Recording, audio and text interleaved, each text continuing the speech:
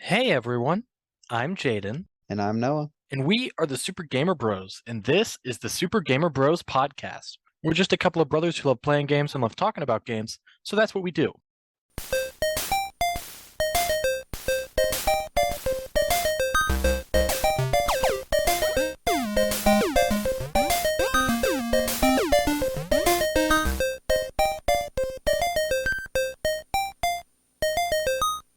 And today, Noah, we're talking about the Elder Scrolls V Skyrim.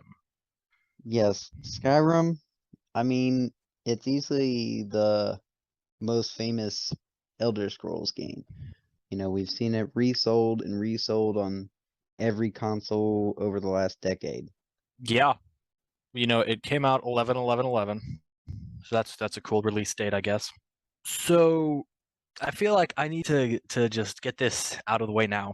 I, Jaden of the Super Gamer Bros, am not a fan of really any Bethesda game. We had a friend, Zach, who he brought over Oblivion. This was back even before Skyrim came out. Oblivion, and we played it. I just thought it was one of the most boring games of all time. That I'd played up until that point, and I just did not care for Fallout, like Fallout 3, Fallout New Vegas. Did not care for either of them. And when we first played Skyrim on the PS3, which I don't know if we pre-ordered it, but I feel like we got it not long after it came out. I did not like it. Played it for maybe 3-4 hours and was like, this is exactly like Oblivion. I don't like this, and I didn't play it for years and years and years. Then in like 2017, I think it was, might have been 2018. I started talking to this girl that I was interested in, and Skyrim was her favorite game of all time. She had played it and beaten it many, many times, and she wanted me to play it and it's just and like experience it, whatever, talk to her about it because at this point I could remember almost nothing about it, and so that's entirely why I played it a second time, just to impress this girl, I guess. So I ended up getting the platinum trophy. I got every single trophy in Skyrim, including all the DLC trophies, just to impress a girl, and that didn't work out. But it gave me more of an appreciation of Skyrim to the point where we're going to talk about it. All right, so get into it. Skyrim is a cold and mountainous region in the north of the continent of Tamriel. It has traditionally been divided into 9 administrative sections called holds, each governed by a jarl from a larger town.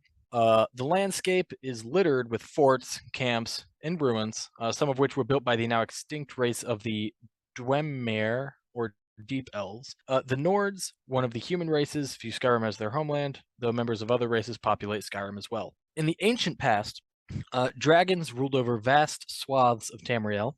Their hegemony was overthrown when 3 human warriors threw the dragon's ruler, Alduin, forward in time using an Elder Scroll, a powerful and mysterious artifact.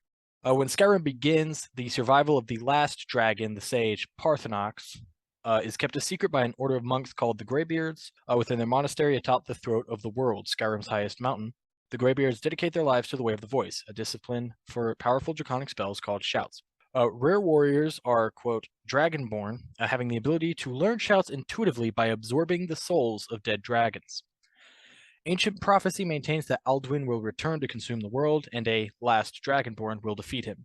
Yeah, so Skyrim obviously is the name of the not country, but country that you're playing in. You, as it did say there, it's split into 9 regions, the 9 holds, and it's a very large region. No, like a very large map is what I'm trying to say. It's huge, especially for walking Yeah. without a sprint button. Yeah, I guess Am there I is. I right don't there? know. There's no sprint button because there's not one in Fallout. Yeah, I feel like you're probably right because I think Fallout 4 did have one, right? That was kind of a big deal. I want to say so. I Cool. haven't played it in a long time. I'm playing New Cool. Vegas right now. Yes. Not a fan. Anyway, yeah, so that's just, a bit of the kind of background for the game. Yeah, I mean the map itself, I don't know. I don't know how else to talk about it other than what was said there. Yeah, it's a very big map. A lot of different, sized cities and towns, and you have ruins and I would say classic it's not fantasy game setting. Yeah, that's true. I would say it's not varied in its design. Most of it is snowy mountains. I agree with that. I think it is very samey in like as you kind of traverse through it, I would say you know. monotonous. Yeah, like it's like it's almost like the opposite of Mad Max. Mad Max is entirely desert.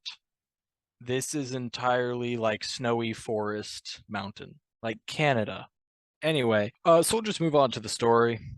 The story of Skyrim is actually funny. The main story of Skyrim itself is actually very short. I think maybe in total, not even maybe 15 missions long. Like, the missions themselves usually take you, maybe like 45 minutes to complete on average. But the main story itself is actually very short if you were to just do it straight. So, Imperial soldiers have captured Ulfric Stormcloak and are preparing to execute him, along with the player who was caught up in the skirmish and mistakenly believed to be a rebel. Before the player can be executed, Alduin appears, attacking the Imperial outpost and thus rescuing the player. The player escapes and warns Jarl Balgruuf of Whiterun of the dragon attack. When another dragon attacks and is slain, the dragon's soul flows into the player character, causing nearby guards to call them Dragonborn. The Greybeards summon the Dragonborn to the throat of the world, where the Dragonborn begins training in the way of the voice. Delphine intercepts the Dragonborn on a training quest and arranges for the Dragonborn to infiltrate the Thalmor embassy in Solitude, on the mistaken suspicion that the Thalmor are responsible for the dragon attacks. There, they learn that Esbern, a Blades lore master obsessed with the prophecy of Alduin's return, is alive and hiding in Riften. The Dragonborn rescues Esbern from Thalmor agents, and Esbern leads them to an ancient blade temple with a massive engraving depicting Alduin's prior defeat. Esbern deciphers that the ancient Nords used a special shout to remove Alduin's ability to fly and render him vulnerable. Arngir, who is, I believe, the leader of the Greybeards, does not know the shout, which is called Dragonrend, and violates the way of the voice. Arngir sends the Dragonborn to Parthenox at the summit of the throat, and Parthenox reveals that no one living knows Dragonrend, but theorizes that the Dragonborn could learn it by looking through time at the summit, the site of Alduin's banishment. To do this, the Dragonborn retrieves the Elder Scroll used in the banishment from a massive subterranean Dwemer city. The Dragonborn returns to the summit and learns Dragonrend. Alduin attacks, and the Dragonborn uses Dragonrend, and together with Parthenax, overpowers Alduin, who flees. The Dragonborn's allies hatch a plan to capture a dragon at Whiterun, and the Dragonborn helps negotiate a truce in the current civil war to prevent either side from capturing Whiterun during this delicate operation. The captured dragon, Odahviing, questions whether Alduin deserves lordship over dragons. He reveals that Alduin has gone to recover his strength in Sovngarde, the Nord afterlife, where he feeds on the souls of the dead. Since the portal to Sovngarde cannot be reached on foot, Odahviing bargains his freedom in exchange for flying the Dragonborn there. Entering Sovngarde, the Dragonborn meets the three heroes who had defeated Alduin originally. With their help, the Dragonborn kills Alduin and returns to Skyrim.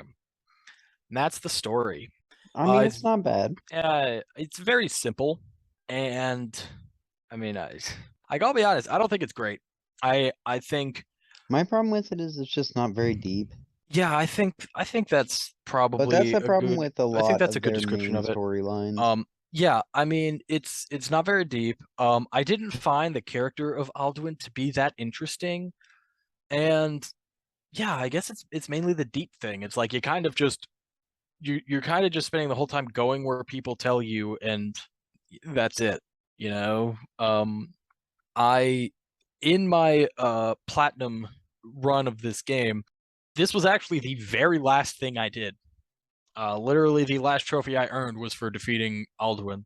And I just was bored with the main story. I did not care for it. It was very much, despite again not being that long, it was very much a slog to get through. I did not enjoy the story, and even the story is one of the reasons that I did not like and did not, play the game for so long. But yeah, that's it. That's the story. It's like it's just kind of there. It is. I mean, but of course, nobody. I highly doubt, even 10% of the people who play Skyrim and have played it many, many times do so because they thought the story was good. They do it for Noah. The side quests. No, well, more general than that. Oh, the gameplay. The gameplay. You got it. Right. So So let's Noah, start why off don't the game. you tell us about the gameplay? So let's start off the gameplay discussion by talking about the first thing you do in the game, which is creating your character. At the beginning of the game, players select their character's sex and race with 10 choices for the latter, including races of humans and fantasy races such as elves and orcs. The player then chooses the character's appearance. I feel like Um, that's as simple as you could possibly word a Bethesda character customization. I love their race choices because Yeah, it has the Khajiit. those are the cat people. Those are the cat Yeah. people. Obviously, I think the Elder Scrolls even more so than Fallout, because Fallout you're only playing as humans. In the Elder Scrolls, having all those different races, being able to be the different gender, it is, and all the different customization options you have, one of the most in-depth character customizations in any game ever. Most of the Elder Scrolls games, I wouldn't say it's limited to just Skyrim, but I think Skyrim, obviously being the most recent, does have the most to do. Yeah, I loved it. All of the different races do have their different bonuses, playing as them, which I really like. It's not just a like what's a Aesthetic. cosmetic, yeah, aesthetic cosmetic, option of being, a human or an elf or a Khajiit or those lizard people. You're really drawing a blank on what they're called. Yeah, it's not just a cosmetic thing. It actually, they have different pros and cons and stuff that they're good at and not good at, and I think that's really cool. It's Um, cool. It adds to the immersion. yes. And then of course, it's something that, I mean, to me, honestly, I think in terms of how in depth it is, it's cool, but it's also too in depth. Like it's got one of those like slider kind of character customization things, where you Yeah, can I have uh, that uh problem too. Whenever the customization is like that, I just hit random, which is why I you always need a random button. yeah. Typically, you can pick like preset like faces and body types and then adjust the sliders there. Typically I just pick a preset and then just move on from there because that's it. Yeah. Anyway, so Anyway. leveling. Characters have three primary attributes. Health is how much damage the character can take before dying. Magicka is depleted to cast spells, and stamina allows the character to perform heavy power attacks or to run. A status bar for each attribute appears on screen when the attribute falls below its maximum value. Alright, so it's not on the screen until it's below half. Attributes. Oh, Just below full. oh, really? But maximum value. If it's That's the down, oh max. yeah, my bad, my bad. If it goes down at all, it pops up. I'm pretty sure. Hmm. Anywho, characters gain attributes regenerate over time and can be refilled faster by drinking potions or casting regenerative spells. Characters gain experience indirectly via leveling up skills. The 18 skills are divided evenly among three schools of combat, magic, and stealth. Each skill has its own experience bar, which increases when the character performs an action in-game related to the skill. For example, crafting a dagger increases the smithing skill, and dealing damage with a bow increases the archery skill. When a skill's experience bar fills up, the skill levels up and the bar is reset. After enough skills level up, the character levels up, enabling the player to increase the maximum level of one of the three attributes and provide a perk point. Perk points can be spent immediately on a skill-specific perk or stored later for use. I love skill trees. This one is way too much. It's one of those skill trees that you will spend way too long building, in my opinion. I think If you do uh, it how you're uh, supposed to do it, sir. that is correct. I certainly didn't. Not the point. I think the concept, I actually think is very unique and cool. How it's not like leveling up your character is separate from leveling up your skills. You have to level up your skills to level up your character. I think that's cool. One thing that the game did it was added. I don't know if it was added as part of DLC or a later update, but initially, skills have a max level of 100, and if you got a skill to 100, that was it. It's 100 forever. One thing that they added later was the ability to, I forget what it's called in game, but it's basically like prestiging in Call of Duty, where you prestige the skill, it gets reset, and then you can re-level it, which basically means your max level as your character level has no max because you can constantly keep leveling up skills because you constantly, can reset them to zero once they're max Right. level. I'm sure that I mean, they probably put in some sort of just level cap. I don't know if they did. I never bothered to check. But yeah, I do think it's a great thing they did that because while, I like that concept initially because of the fact that it does kind of force you to do different things like, oh, I've already leveled up my one-handed weapons, my two-handed weapons, my archery, all my combat skills to max. Now I guess if I want to keep leveling up my character, I have to start using magic, stuff like that. It's just I feel like if you're not someone who wants to do that, I'm glad that you're not forced to anymore because that's kind of how I was where when I was playing, I had my stealth all the way, I had my archery all the way. I ended up getting my one-handed weapon all the way, and that was basically all I did. I stealthed, I arched, and I and would use a sword if I, needed to. But then when you have anything else I did for skills was trophy related, like, blacksmithing, I had to level up for a trophy and other skills, but for the most part, it was just those three, and I didn't really care about magic. I had some spells, but I didn't necessarily care about leveling up my magic. And there's stuff like the game is so detailed. It has stuff like alchemy and like blacksmithing, crafting, and stuff. Those things they're very dull to level up because especially at the beginning, you can't craft really big stuff. Like you can craft say a dagger, but a dagger doesn't give you a lot of experience compared to say crafting a sword. But it's like you can't, and using better crafting materials and stuff that you can't do. It's something that at the beginning is very limiting, leveling up kind of those, I don't know what you like, household skills versus combat skills, that it's something that would legitimately, I feel like, prevent a lot of people from leveling up, higher because they don't want to spend time on all these skills that they're not going to use. Yeah, I Like never that's used any of those.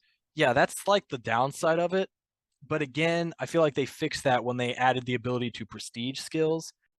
Yeah, because then I basically had one skill that I would always have leveling up. I probably prestige the same one skill like 6 times because it was kind of a cheap way of maxing of leveling up your character. I had found looking up guides because you could just cast this one spell over and over again because it didn't take a lot of magic to cast, and it was like a stealth skill, like it made your steps quieter. So I would literally just cast that over and over again as I'm already like with my max stealth going through a cave and no one can spot me anyway. And it would just level up the skill fast, which would level up my character fast. Fun times. I'll talk about it here, I guess, in terms of leveling. This would definitely be, I feel like, if it under miscellaneous thing. One thing I did not know when you start this game that I actually think is really cool. Enemies level with you. So when your character level goes up, enemies also go up in strength and everything else. So it's a really against your benefit to say only focus on one skill. Hypothetically, say you're a guy who rubber bands his controller, and so he's just sneaking into a wall for roughly 6 hours to get your sneak skill to 100, and thus your character level is 20, but all of the rest of your skills are only level like 5, 6 at best. Nobody can see you, but if they can, they will kill you in pretty much one hit, and you do basically zero damage to them because your one-handed skill and your archery skill are so low. I'm not saying that I know anyone that happened to, but that's a hypothetical situation I've heard of, which I thought was actually really cool because it balances the game, so you can't just do something like that and then be completely overpowered against all the weak NPCs and enemies that are kind of low level because they all level with you. I think that is a really good balancing tool. So, combat. So combat. Didn't I thought you'd comment on my story. I thought that was a fun story. No, I'll just let it be as it was. It was funny. Yeah, I Yeah. didn't think anything needed to be added to it. Anywho, the player's effectiveness in combat relies on the use of weapons and armor, which may be bought, found from containers, raided from dead bodies, stolen, and or forged. and on the use of magic spells. Similarly, spells may be bought, stolen, and/or unlocked by finding spell tomes. Weapons, shields, and magic are assigned to each hand, allowing for dual wielding, and can be swapped out through a quick access menu of favorite items. Some weapons and spells require both hands though, so you obviously can't dual wield with them. Blunt, bladed, and hacking weapons can be used in close combat and each have specific advantages and roles. Power attacks spend stamina to temporarily stun an enemy and deal increased damage. Spells have several functions, both in combat, like damaging or confusing enemies, resurrecting dead bodies, or conjuring other entities, and outside of combat, such as showing the way to an objective or illuminating a dark room. Bows are used for long-range combat and can be used to bash enemies in melee combat. The player can enter sneak mode and pickpocket or deliver powerful sneak attacks to unsuspecting enemies. So yeah, the combat is a little bare bones for me, especially at the beginning. The spells are pretty ineffective and you don't have enough magic to use them. And you have a lot of the same problems with melee weapons, I find, because you don't have a lot of stamina. So what I really stuck to was the bow. And I'm pretty sure most of us who played the game started with the bow for a very long time, because it's just the best weapon by far. Until later, obviously. Yeah, I agree with you that the game's combat is very, very simple. I feel like all combat encounters are basically approached the exact same way. There's no like finesse to it. I mean, yeah, pretty much all I did when I played is I would sneak, and I had like a skill that if you were stealthy, bows did like 3 times damage, and then even like later I got a skill that like daggers, if you were not seen by an enemy and like stab them in the back, did like 10 times damage. And that's, I mean, a large majority of what I did. When you actually get down to like using one-handed, two-handed weapons, melee combat, I mean, it's basically like just button mash. Your slow, awkward swings versus their slow, awkward swings, or fast if you're using a lighter weapon. Spells themselves, I did not particularly use a lot in combat because, kind of as you said, at the beginning, your spells are weak and you don't really have a lot of magic. So until you get higher levels and level up your magicka and level up your skills so you can use higher difficulty spells, magic is not that useful for a long time. Which, I mean, that's, I would say, No, but late game, it is fun to abuse magic. yeah, it's a very common thing, I feel like, in any fantasy game setting where early on spellcasters are very weak compared to using weapons. But then as you get on, you get stronger and stronger spells that make using regular weapons kind of a joke. I mean, that's combat. It's very simple. And I guess talk about traversal, as we've said. Skyrim, big map. The player may freely roam over the land of Skyrim, which is an open world environment consisting of wilderness expanses, dungeons, caves, cities, towns, fortresses, and villages. Players can navigate the I world more feel like a quickly. few of those are different words for the same thing, by the way. No, cities, towns, and villages are different things. Players can navigate the world more quickly by riding horses. They can pay for a ride from a city's stable or utilize a fast travel system that allows them to move their character immediately to a previously discovered location, which advances time in the world. Because time. I mean, there's not really much to say, I feel like, about the I'll traversal. say it's a bit of a drag. Yeah, I can agree with that. I guess, especially in terms of horses, I feel like it's kind of broken. You can like, you see constant memes of like people with horses, like in Like very, vertically. yeah, yeah. I don't know. It's like there's nothing really special about traversal. The game is obviously not like a platformer by nature or anything. It's mainly just getting from point A to point B, which typically I would just walk, or I would anytime I had to go somewhere, I would fast travel to the closest location I had that I could fast travel to the target destination. Then I would just walk. Yep. So, in terms of gameplay for Skyrim, Skyrim is most simply a dungeon delving game. If you don't know what a dungeon delving game is, like a dungeon delver is, in its most simple, you go to a location, you explore all of the rooms in said location for loot. You take out all the enemies in that location that try to kill you. Typically, you have kind of like maybe a small little boss encounter. You find the said main item you were there for, be it like, oh, you were sent there to kill a boss, you were sent there to find this ancient magic item. Uh, and then that's it. You leave the location and you move on to the next one. Simple yet very effective. I like dungeon delving games. I absolutely love the room to room clear out, finding all the different loot, and in Skyrim, literally anything is loot, from books to bread rolls to weapons to armor to literally anything. So, when I previously had played Skyrim, and as I've always said, story is a big aspect of a game to me. If a game doesn't have a good story, I typically will not play it. And Skyrim does not. I just straight out do not like the story. When I was playing this game, just to impress a girl, I was like, it was the first time I'd ever done this with a game where I said, you know what? Screw the story, screw the characters. I'm just going to just play this game and just not care about any of that, which is something I have honestly never done before.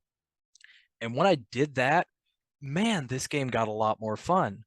Going into the, different locations, be it, ancient ruins, old abandoned castle, a cave system, an actual fortress that is being used by as a base by some evil group that you're taking out.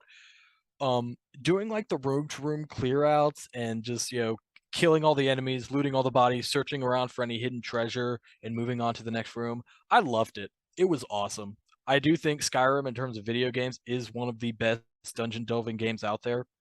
And it is it is so fun to me. I loved it. This was not my favorite aspect of the game. I do like the dungeon delving gameplay mechanic, though I prefer it in Fallout as I've been playing it right now. Yeah, Fallout Um, is. I mean, it's the same well, in same my concept, but experience, sci-fi instead of fantasy. for Yeah, Fallout, a lot more of the weapons are, what's the word I'm looking for? Like interesting, useful. useful. Yeah, Yeah, like yeah, that's true. in In Skyrim, it Skyrim, really in felt like I Skyrim, stuck to a two-hand just well, because it was the biggest damage. yeah, it's also, in Skyrim, most of the time the enemies are not using, except for maybe the boss enemy, most of the enemies are not using better equipment than you have. And, the equipment is very simple. It's bow made of this material, bow made of this material, which is stronger, bow made of this material, which is even stronger, or, sword made of iron, sword made of steel, sword made of this metal, sword made of that metal. And it's like, there's never a benefit to using a weaker sword versus, it's not like, oh, this sword made of this metal does more damage, but this sword that does less damage is faster. No, if it's a one-handed sword, they all have the same speed, just one does more damage. And yeah, that's it. With every different weapon, obviously a two-handed sword does more damage than a one-handed sword, but a two-handed steel sword is better than a two-handed iron sword. And there's nothing I mean, you can enchant weapons to make them stronger, but at the end of the day, why not just go for the stronger metal, So most of the time you're getting swords and stuff like that. It's really just more to sell than actually use like you would in a game like Fallout. But no, I just loved it. I loved it. It was great. Again, I think this is one of the places that Skyrim really shines is the dungeon delving. I think was very well done. It's also, we played this game right, like, I mean, sorry, I played this game when I played through and got all the trophies, was right when we had started playing Dungeons and Dragons for the first time. My view of what Dungeons and Dragons was at that time was Skyrim. Someone tells you about this place, you go to this place, you kill all the enemies, you get all the loot, and you go and sell it and use that money to get better weapons or whatever. Um, Very different from how I view Dungeons and Dragons now. But at the time, I thought, dude, this is like playing Dungeons and Dragons, the video game. I love it, and it's yeah, I really enjoy that aspect of Skyrim. Anyway, now we move on to talk about the world itself. I guess specifically just kind of the people that inhabit the world of Skyrim. So NPCs obviously populate the world. The player may engage in with NPCs in conversation. Literally any NPC you can talk to. You can marry certain NPCs. You can fight anybody. with either you could kill them or you can fight them with swords. If you kill someone, they're dead. That is it. They're dead. And because of this, which is it is a continuation of previous Elder Scrolls games. If you kill a certain individual who maybe would have had a quest for you later on down the line, that quest does not exist anymore. It's not like he'll respawn or another NPC will give you that quest instead. The quest is done. The only exception is some NPCs cannot be killed because of their significance to the main story. That's pretty much the only limit to that. Also, this is a world where your actions do have consequences. If you commit a crime like murder or theft, a bounty is accrued against you. If the crime is witnessed, leading to confrontations with guards. Guards will attack you. Guards will arrest you if your bounty isn't too high, and then you have to like break out of jail, which is a trophy to do that. And there are ways to kind of get the guards off you. You can bribe them. You can try to just persuade, intimidate. You can intimidate witnesses into like forgetting what they saw, all the good stuff. Also, NPCs frequently offer the player additional side quests.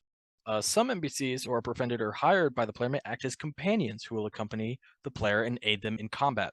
And a number of individuals have quests that the players need to complete in order to gain their services as a companion. I'll be honest, the companion thing I never really used in Skyrim, but it is there, and I think it is kind of a noteworthy aspect of the game. I always use it because these games are hard and I need an extra sword or gun at my side, you know. I So as soon completely as I can understand pick that. somebody up, I can't, I do. Yeah. And then I'll pick based off of which one I think would make the best partner, because you can only have one and you swap them out. Yep. And in this one, my favorite side quest was the vampire quest.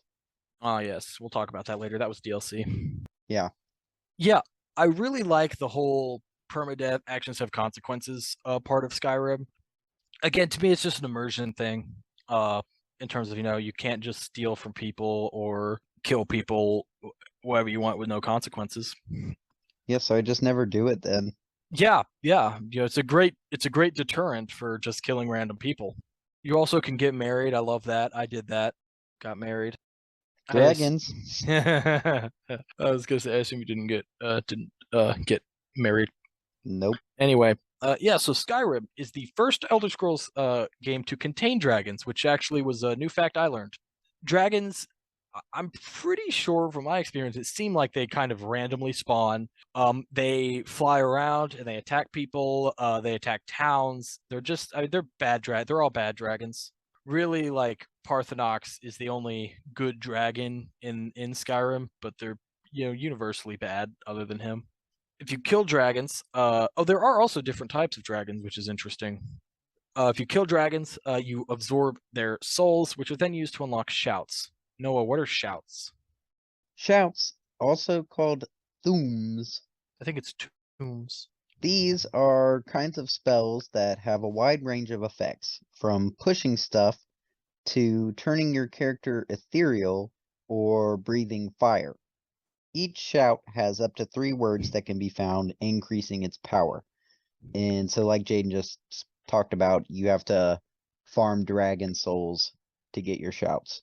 Yeah, obviously, I would say one of the most iconic lines in the history of gaming, Fus Roda is the main dragon shout that you learn through story. The first one you learn, Fus Roda, all 3 words right there. I thought the dragon shouts were cool. I did have a few that I would switch between. They're very interesting. A very interesting mechanic as well. I particularly liked the DLC had some cool dragon shouts. Specifically, one DLC lets you learn a shout that you could then use to be able to tame and ride dragons, which was awesome. That is crazy, actually. Yeah, you couldn't control it in the air, which was kind of lame. It's basically just you're just going along. But yeah, that's it. Anyway, What are factions? factions. So there are 5 main kind of faction quest lines in the game. There is the Thieves Guild, where you join the Thieves Guild, you kind of make your way up the ranks, and then you help return the Thieves Guild to its former glory, which yeah, the Dark Brotherhood, a band of assassins. the College of Winterhold, which is the magic, the big school of magic in Skyrim. The war, the entire game, the country is engulfed in a civil war, and you actually can choose which side to take in that war, and actually like Influence. basically, yeah, I mean, you choose your side and you help that side take over cities and stuff. Those are pretty cool missions. And then the companions. This is kind of the first faction you're introduced to, because they are in the first Whiterun, one of the first cities you go to. These to me are, they're all kind of like their own mini stories. Oh, sorry, the companions. Let me finish that. They are basically hunters. They kind of like they're they go out and hunt and kill monsters for and wild animals, like a hunting guild, I guess. Which also their dark secret is they're all werewolves. Whoa! Whoa, indeed. I would say, aside from dungeon delving, the factions were my favorite part of the game. I thought all Completely of their agree. stories were in because it is you have to do all five of them. Not in the same game, but it's trophies to complete each quest line with all five. They're all so interesting. Really cool. Like the companions being werewolves threw me. The Dark Brotherhood kind of that quest line is awesome. The Thieves Guild quest line is awesome. The College of Winterhold, like they all give you, like the College of Winterhold especially gave you some really cool dungeons to explore that you wouldn't normally do. The war was very interesting, actually taking part in a civil war and being kind of like a leading figure, and actually like changing the tide of Skyrim by and who actually is like leading these areas. Like for example, I was on the side of Ulfric Stormcloak, and you end up capturing Whiterun if you do that. And the Jarl of Whiterun, who like at the beginning is a friend to you, like he didn't like me. And it was funny because he was like living in like a prison, and I still had to go talk to him for missions sometimes. I just had to go visit him in prison for this. And he did not like me at that point because I had basically like betrayed him in his eyes. And I thought that was really interesting. Yeah, I mean these were awesome. Easily, if you're looking for like a good quote unquote story of Skyrim, I think this is where you'll get your best kind of story experiences with characters that I actually cared about or liked, and very interesting. Yeah, those are the factions. Noah, did you have a favorite faction? Yeah, I was gonna say the only one I did actually to completion was the College of Winterhold. It was a really cool one. I really, really liked the College of Winterhold. It was really cool. And that's how Like you got a lot of the really good spells too. yeah, like I did go into the game like I really did not care about spells, and I was like, that's just too much thought. I don't really care about. I'll just be my sneaky bow stab guy. But I actually really enjoyed those missions and the characters and the lore of it. I thought it was awesome. Anyway, I would say I thought the Thieves Guild was really cool.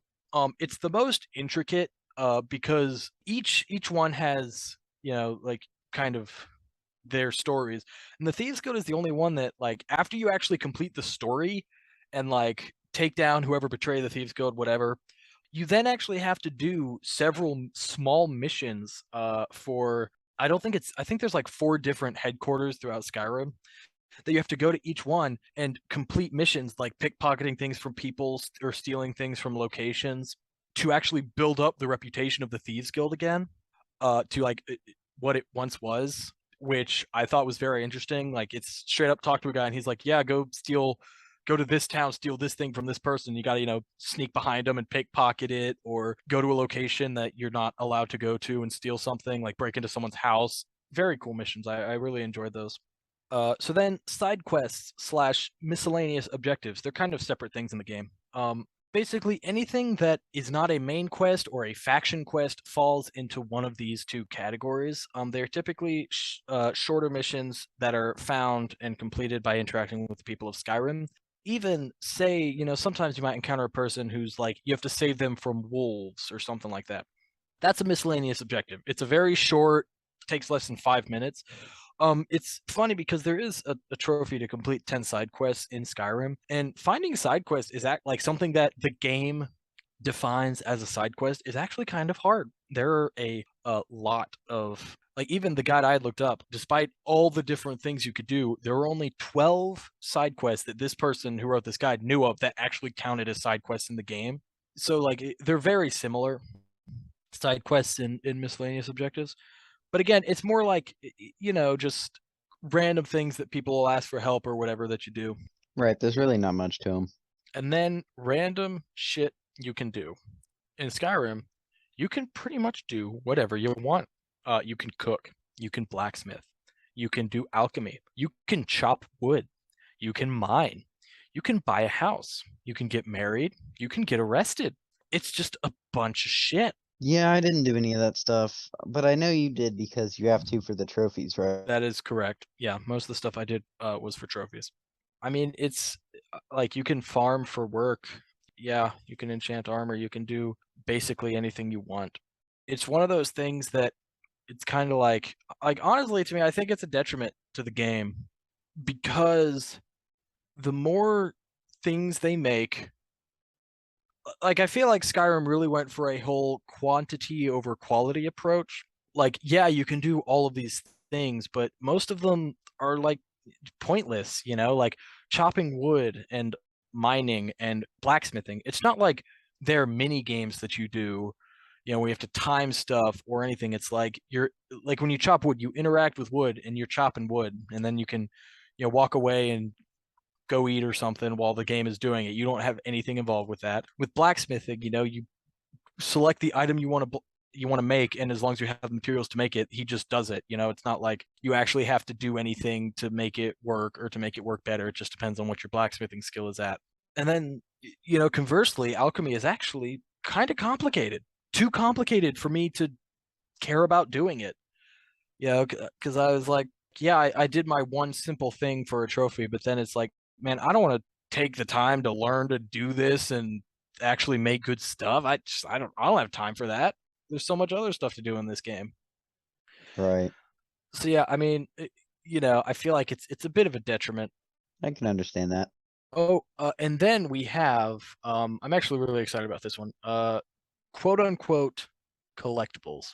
Skyrim does not have collectibles as you think of collectibles, which are, useless things you find in a game that don't really do anything. I'm pretty sure, if I can remember correctly. There are kind of three, I'm going to say quote unquote collectibles because there are trophies for finding numbers of these, is basically how I decided that these are what collectibles are. They're standing stones. They're these stones you find that give a blessing that basically is like a boost to your character. Something like, oh, you're the stealth skills level up 20% faster, or the combat skills level up 20% faster, or different things like that. There are 13 total. You can only carry one blessing at a time, so obviously you want to find one that is useful to you. There are skill books that give you skill points.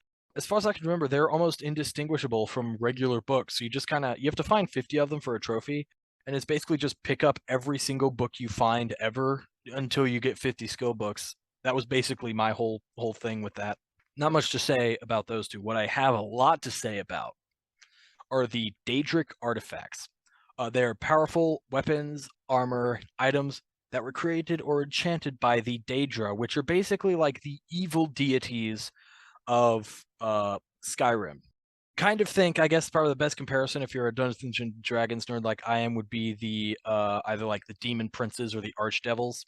They are found slash earned by completing missions around Skyrim. Now again, these are actual things. Like there's armor or like a magic ring or a magic, or Weapons. swords, weapons, that all have very either good or bad effects to them. They're awesome, and honestly, some of the best missions in the games are getting these artifacts because you do several times actually interact with the Daedra themselves, which is very cool. And they're usually very complicated, and you have to get 15 of them for a trophy, which there are exactly 15. There is kind of a glitch to be able to get 16, which is what I did. But yeah, they're all very interesting missions, and I love the Daedric artifacts. Yeah, the artifacts were cool. I didn't really like the standing stone, and it's like you said, I didn't have time to look at every single book, and they're indistinguishable.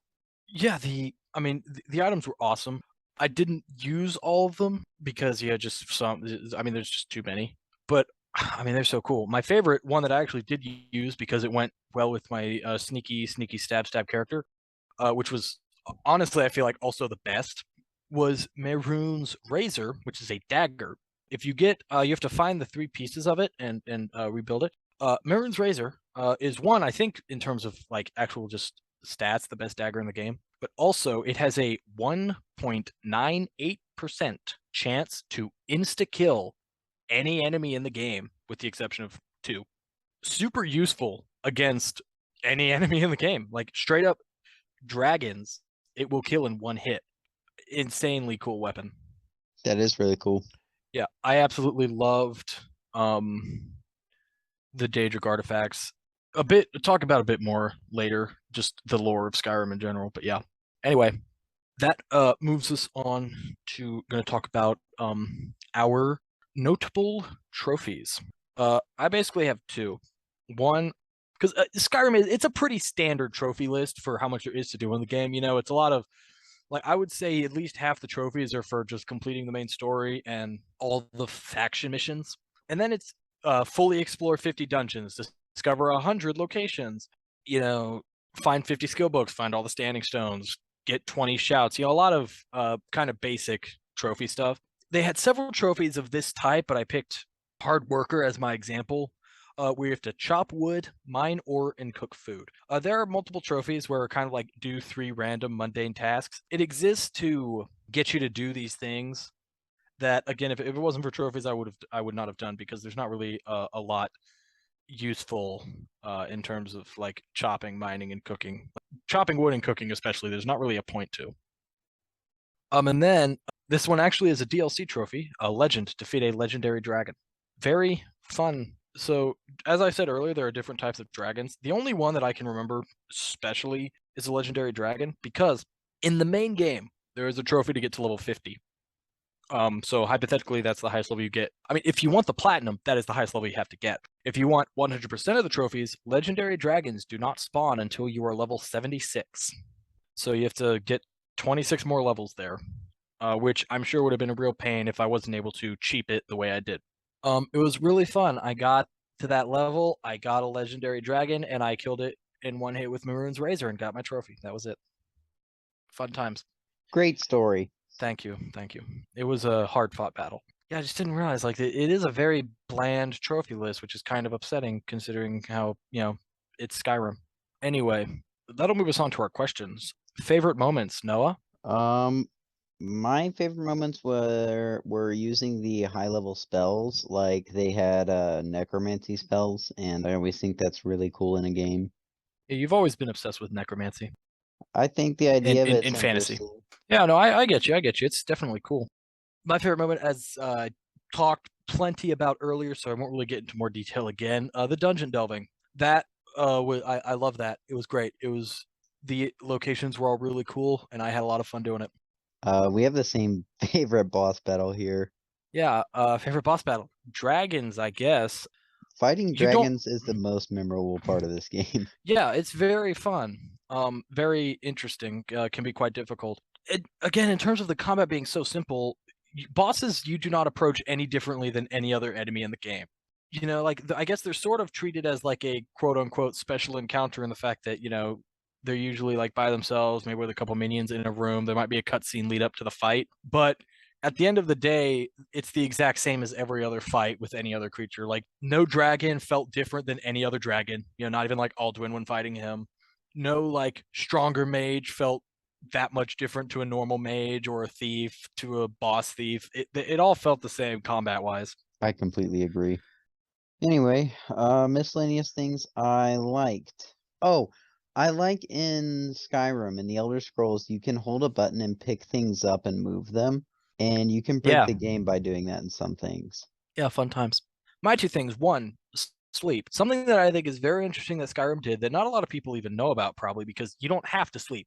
There are no negative benefits to sleeping, to not sleeping, but there are positive benefits to sleeping. Like if you sleep, you actually get, I think it's like a 10% boost to like XP gains or something like that for a while. I don't know exactly how long, but there are actually benefits to sleeping, which I think is very interesting. I thought it was a very cool thing to do compared to like making you have to sleep by having, giving you negative things like your attacks get weaker because you haven't slept in so long, stuff like that. I would have been really annoyed by that, and I'm sure 99% of other people would have too. So I'm Right. glad they don't do that. But the fact that they actually do like, hey, you actually slept, here, have this bonus, I thought was pretty cool.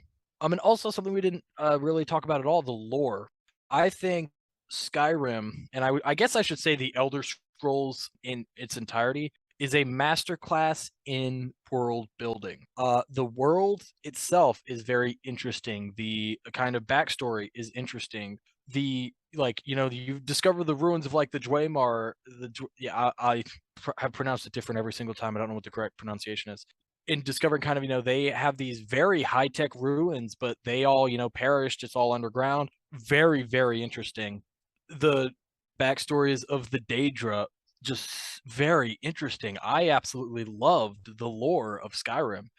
And all the books you find typically can actually be read to learn more about the world. And it's like, if there weren't so many, I absolutely would have done it. And they're all, pretty lengthy. I absolutely loved the lore behind this game that I did not know about, before playing it for an extended period of time. I thought it was absolutely just incredible in its detail. What we didn't like about the game, Noah? For me, it is the combat. It's just a little shallow, like we talked about. The melee is button mashing, and the spells just don't have enough effect for me. I get you. I have two things.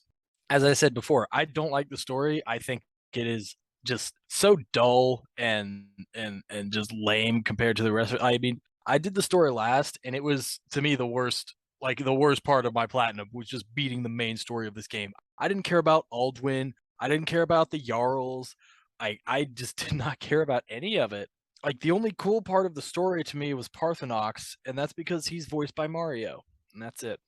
And then, kind of going hand in hand with the story, the voice acting in most Bethesda games is not great.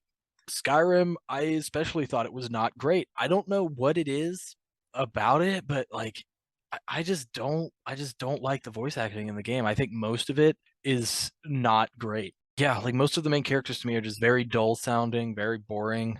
I did I not could agree I did with not like that. it. Anyway, replayability. Beat and delete.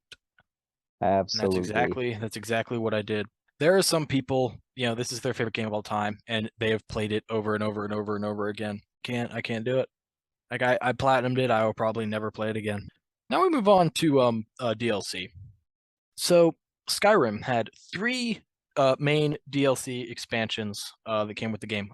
I guess as a note, because I don't necessarily know how big of a difference this matters. I did play the remastered version when I actually played through the game, so all these were included. First, you had Dawn Guard. It revolved around a battle between the Dawn Guard and Clan Volkihar. The Dawn Guard are a band of vampire hunters who rely on their use of the trademark crossbow weapons in their pursuit against Clan Volkihar, a family of vampires. Introduce the crossbow to Skyrim. Early in the Dawn Guard's questline, players must choose which of the two factions to join forces with. Dawn Guard adds new content to the game, including weapons, spells, and armor, and expands the abilities afforded to players who choose to become either a vampire or a werewolf. It also adds two new areas to explore outside of the mainland of Skyrim: the Soul Cairn, a plane of the Realm of Oblivion, and the Forgotten Vale, a secluded glacial valley. So the DLC story of Dawn Guard, I think you had even said it earlier, awesome. Loved it. The new locations that you can explore I thought were really cool. I did think the Forgotten Vale was a bit too big. I got lost. It was very confusing, but overall, I love the Soul Cairn. I love the Forgotten Vale. Also, being a vampire was really, really cool. And they added like a skill tree for the vampire and the werewolf, which already existed, which I think made both of them a lot more interesting to play than they previously were. The werewolf, I think, it was very interesting. It made it more interesting to play. Yeah, I thought it was just an awesome story.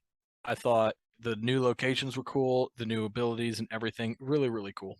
Yeah, like I said, it was my favorite quest line, and being able to transform into a vampire was sweet. And also in terms of the lore of Skyrim, the It's kind of like an underground race of creatures called the Falmer, which are like these very like lanky, pale, like trolls almost. I don't know how to particularly describe them well. And it said that like they were initially it was theorized that they were basically what was left of the snow elves, which were a race of elves that had been like subjugated or something, and were and the Falmer was what was left of them. I don't remember exactly that backstory because it's been a while. But I remember thinking, oh, that's cool. And then in this DLC, you actually meet the last remaining snow elf, and I remember playing it. That blew my mind. I thought that was the coolest thing ever. Anyway, the second DLC, Hearthfire, allowed players to build houses and adopt children. 3 plots of land are added to the game world, which players can purchase. Once the land is purchased, players build a small basic house, then select rooms to add on. The house and its additions are built from raw materials such as lumber and clay, which can be gathered and purchased. Players can also adopt up to 2 children and have them live in the home along with the player's spouse.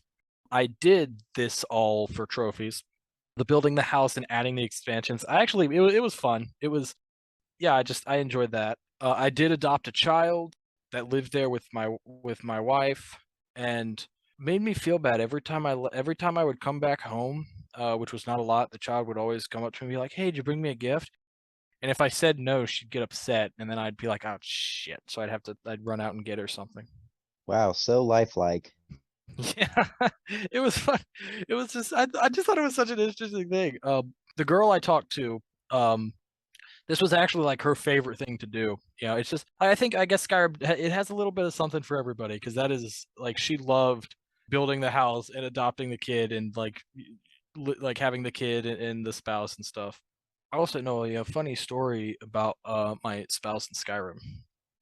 In Skyrim, I actually married a dark elf I met at the College of Winterhold. And the entire reason I married her was because, as I said earlier, at the time of this that I played through Skyrim, we were playing D&D. It was our first D&D campaign, and we were playing with, we were 2 players, and Haley, who was not my girlfriend at the time, was the other player. And you and I were playing as Dragonborn, and Haley was a dark elf.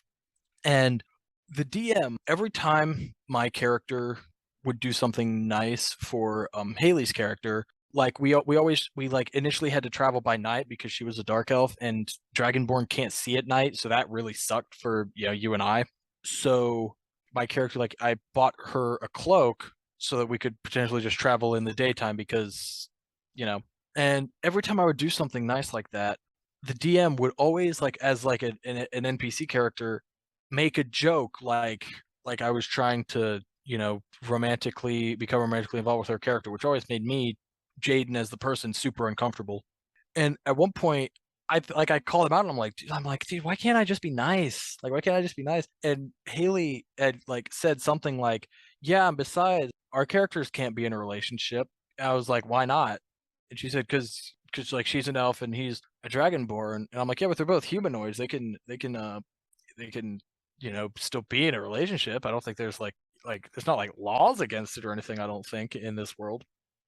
And she said, no, that's just weird, that's like bestiality or something. And I instantly, like, you and I were both like, okay, hold up, that's just racist. They're humanoids. It's like, I'm not saying they have to be, but yeah, it's not like it's beastie. That's going a bit far. That's weird that you would say that. And we had an extended like argument about that. And that argument was fresh in my mind as I was playing Skyrim, and I was at the point where I was like, okay, I'm gonna do this whole marriage thing because I got to the town that you have to get to do it. I was looking at the list and I saw the list of that dark elf from the College of Winterhold, and I thought, I'm marrying a dark elf because Haley. That's why I'm doing it. Wow, that was a tangent. I just, because you live with your spouse, and that's how I got married to my spouse, completely out of spite. I think it was tangential. I think it was right on brand. The Dragonborn DLC, it was the third and final add-on, revolves around the player character's efforts to defeat Mirak, the first Dragonborn who has become corrupted and seeks to control the world. The add-on takes place on Solstheim, an island northeast of Skyrim, which is presented as an open world. So it's basically like in Skyrim, you go to like a boat that takes you there. It's one of those like in a separate location DLCs. Yeah. It added new content to the game, allowed players to ride on the backs of dragons, along with other shouts that can be learned exclusively from Soul's Time. It also had a new exclusive to that region material you could craft weapons out of, which at the time when I did it was useless because the weapons I had were already of stronger material. I forget it because it was a trophy to like craft a weapon out of whatever that material was, and it was actually quite complicated. And I had to do a lot of grinding because your smith skill has to be super high to be able to craft it. But I thought the story was interesting. You got to do some cool, like weird, otherworldly exploration. It was fun. It was a cool. I thought it was a cool deal. I thought both of the story DLCs in Skyrim are better than the main story of Skyrim. So just play those. That's fair. I did not do the Dragonborn DLC. Well, if you ever find yourself playing Skyrim again, I would highly recommend it. It was really fun. Yeah, I just got through the game and they were like, "Hey, there's this boat that'll take you to a whole nother map," and I was like, "Ooh, I think I'm good." Yeah, it's I really enjoyed it. It was cool. That might have been what I did last. I might have beaten the main story and then done Dragonborn because it is on a different island. And you might have to beat the main story even to unlock it. I honestly don't know I and don't think you might care to actually. and don't care to look it up. But I thought it was a really cool story. Anyway, that's all the DLC of Skyrim. Noah, final thoughts on the Elder Scrolls 5 Skyrim? So obviously it's a fantastic game just due to the quantity. But it, like Jaden brought up earlier, does quantity mean as much as quality? The combat is not that great, the story is not that great. There's only so many truly memorable quest lines, in my opinion, and only so many memorable enemies, like giants and dragons. That being said, I do think the game has something for everybody, like Jaden said. And I think it's the perfect Elder Scrolls because I do think the earlier ones are deeper and more complicated, and that makes it harder to get into. And this one is like the most casual an Elder Scrolls might be. Yeah, I get what you're saying. My final thoughts. I legitimately think Skyrim is one of the most overrated games of all time. You will constantly find it on if you look at any sort of best games of all time, best RPGs of all time, best fantasy games of all time. It'll cost everybody puts it on their top 5, if not like number 1, number 2. I don't think it deserves that. Um, like my two biggest positives in the game are the dungeon delving and the lore. And the lore, I assume they probably added more to it for Skyrim, but they didn't create this world entirely for Skyrim.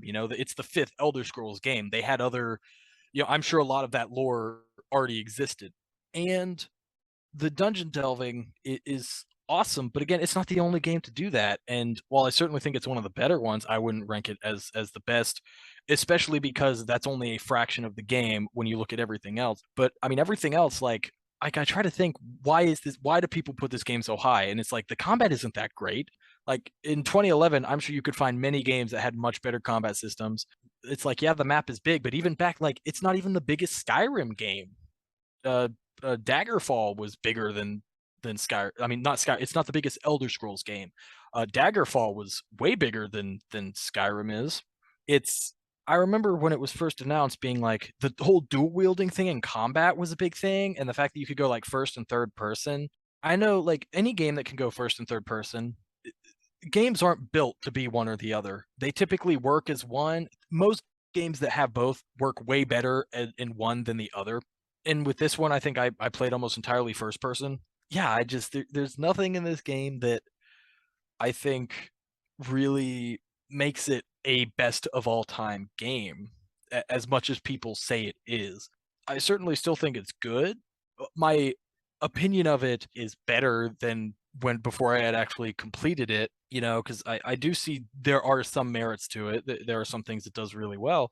But again, like going quantity over quality, I feel like that's the only thing I can imagine ranks it so high is the quantity aspect of it. But me personally, I'm a quality person. I don't care about being able to cook food and mine ore and chop wood and farm in a game. Just give me good combat and good exploration. And Skyrim, I feel like, really fails in that combat aspect. Give me a good story. Skyrim does not do that.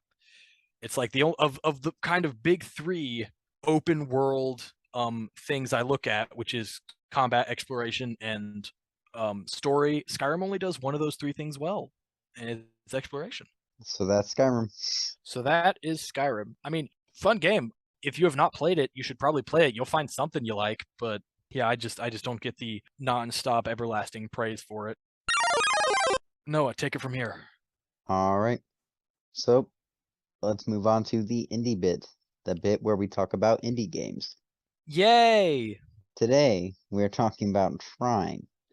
So Trine is a game that Jaden and I think originally got for free on PlayStation Plus. No, actually. No, did we pay for it? No, we got Oh, we okay. got Trine 2 was a PlayStation Plus game. We bought Trine Enchanted Edition because it was the first game. Right. So I think we did actually pay for this one. Oh, all right, that's fair, that's fair. Anyway, it is basically a side-scrolling puzzle-solving platformer type game where you are playing as three characters whose souls are linked, and you can play this 1 to 3 player, and they have different rules, so you can either play where you can switch between all three characters at the same time, or you can't occupy the same character as your teammates. Anywho, the game is fairly simple. The three characters are the knight who can attack and block, the wizard who can basically spawn blocks or bridges, and then the archer who can swing and shoot arrows.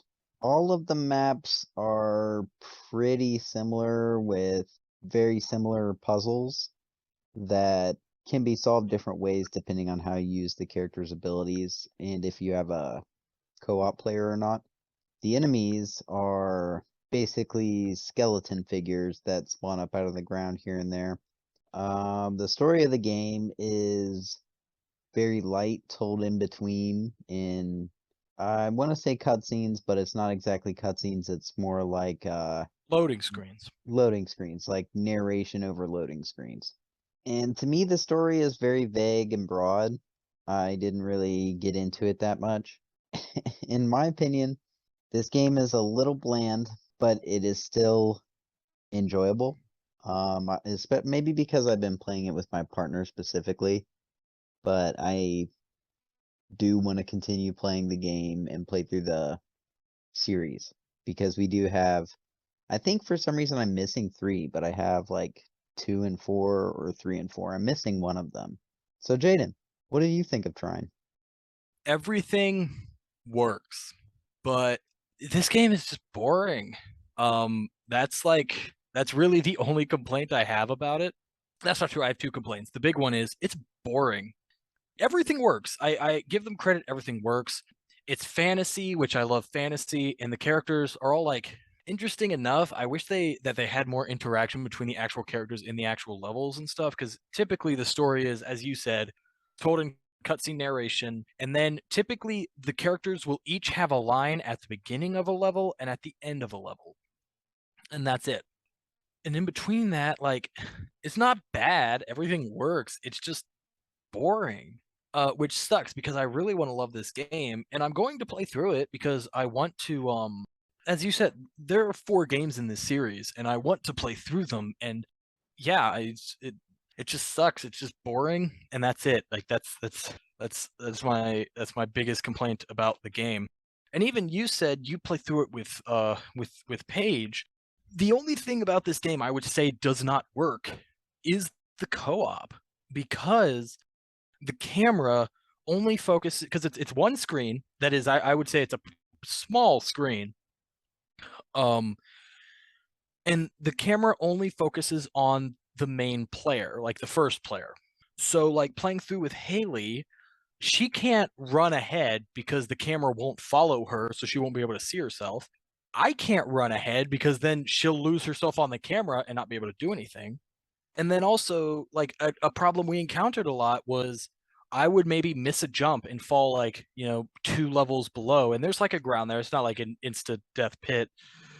And I'd have to make my way climbing back up. And she literally just has to stand there and wait for me because when I fell, she went off screen and she can't see herself. Or the opposite. She would miss the jump and fall, and then she couldn't see herself, so she couldn't get back up. So I'd have to like go down too. So we would have to stay together, which sucks. It just like it's a game that begs to be played by multiple people. I feel like is where you would get enjoyment out of it, because playing it by myself is just so boring. But playing it with her, like we have to move at a snail's pace because like she can't zoom ahead and I can't zoom ahead. And Yeah, no, that's we it. never have those issues. I I don't have any issues with the distance of it. We usually stay pretty close together, and I have it set up to where, like, if one of us is the wizard, we can lift the other character on the box. So it makes everything much Um, easier. I guess I also will say, I think his magic is a little too slow because I mean, because you have to use. I feel like have to. Maybe I'm doing something wrong, but I feel like you have to use his magic a lot for a lot of the platforming stuff because, I guess one complaint I have, I've never played a game with characters whose jumps are so floaty, but also they don't jump as far as you think they will. Like that would be why I would miss so many jumps of I'd be like, oh, I can absolutely make this jump, and I would jump, and I feel like I'd be in the air for 10 seconds, but would somehow still only move 3 feet forward, and it's not long enough to get the jump. It's very weird. I like still am not used to it. Like Haley just never got used to it. So a lot of those platforming problems found on like I feel like came down to using the wizard's magic to make boxes and stuff, but it just takes forever and it's just so kind of awkward to like move them around and stuff. Yeah, I it's just like the game to me is built to be played by multiple people, but does not support playing as multiple people. I get what you're saying. Yeah, like I wonder if I tried to find out, but I have not, if the later games add anything, like I mechanic wise. I sincerely hope so because I hate that I don't like this game because it has everything in it that I would like.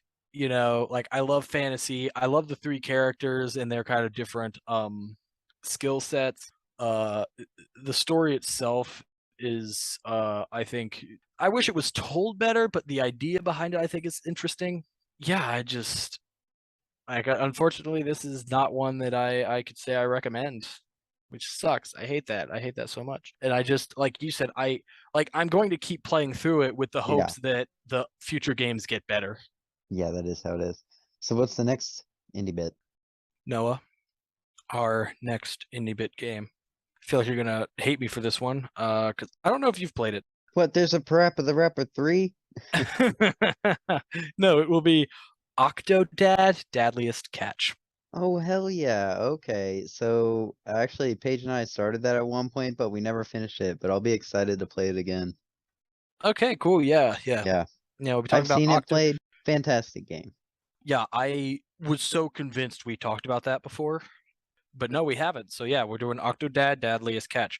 But for you listeners out there, if you want to hear us talk about Octodad Dadliest Catch, you're going to have to wait a little bit longer than normal, because our next episode after this one actually is one is going to be released 2 days late. It is going to be released instead of every other Monday like we normally do. This episode is going to be released on Wednesday, October 26th, because that is the 2-year anniversary of our podcast. And in addition to it being the 2-year anniversary of our podcast, we will be, in celebration, uploading the inaugural episode of the SGB Awards. Noah, something. Whoop whoop. I don't know. All I'm right. so confused Um. about what exactly is going down, so it'll be a surprise to So, all of us. uh, yeah. So basically, the SGB Awards. What we're gonna do, we're going to look at all of the episodes all of the sorry, not the episodes, all of the games that we have talked about in the last year, and do sort of a game awards, different categories, style show based on all the games we've talked about in the last year. Not all the games that have come out in the last year, all the games that we have talked about on our podcast in the last year. So we'll basically talk about of that list of varied games from varying years and decades. to see, what our favorites are in different categories. Yeah, that's the SGB Awards. So that will be our next episode, uploaded on October 26th. And I'm excited. I think that'll be cool. Yeah, that'll be a great time. Yeah. It also gives me a break from having to do research on an episode. Anyway, yeah, so excited for the SGB Awards. Don't forget, new episodes every other Monday, except for the next one, but ignore that. New episodes every other Monday. Rate and subscribe. Tell us if you like our show, or tell us if you don't. Tell us why. Tell your friends and enemies about the podcast. Follow our Instagram, the Super Gamer Bros, for updates on everything we do. And you can subscribe to our YouTube channel, Super Gamer Bros, one word, capital S, capital G, capital B, period at the end, where we upload videos every Friday. Our last two, our two most recent videos, being part 6 of our playthrough of Crash Bandicoot on the Insane Trilogy, and part 7 of our playthrough of Lego Star Wars: The Skywalker Saga as we start episode 4, A New Hope. Yeah, so you upload new video there every Friday. And yeah, thanks for listening, and we'll see you guys next game. Bye.